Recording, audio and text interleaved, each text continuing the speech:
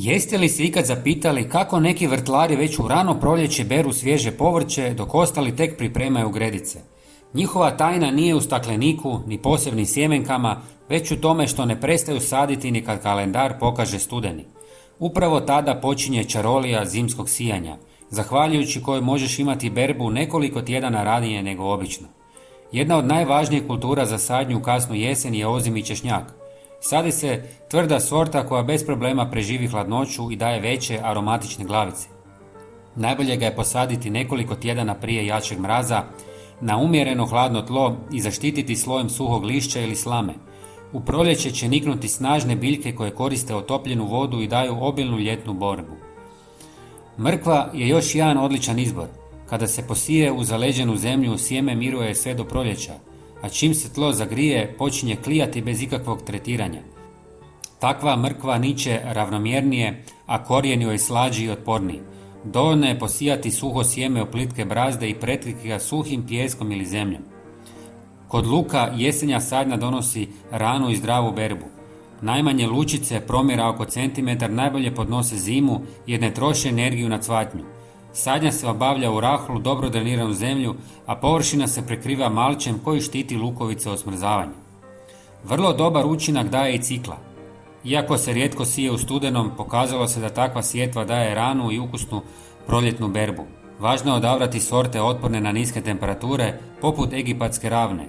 Sjeme se polaže u lagano smrznutu zemlju, pokriva se suhim slojem tla i ostavlja pod snježnim pokrivačem do proljeća. Rotkvica je pravi klasik ranog vrta. Ako je posiješ prije zime, proklijat će čim se snijeg otopi, a bit će sočnija i blaža od one proljetne.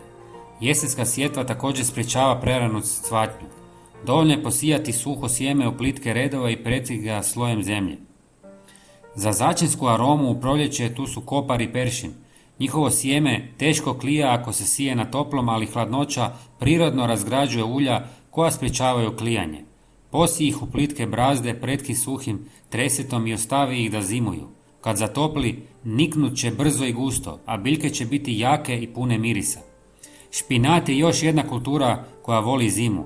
Otporan je na hladnoću i počinje nicati već pri nekoliko stupnjeva iznad nule. Ako ga posiješ krajem jeseni, prve listove možeš brati ubrzo nakon otapanja snijega.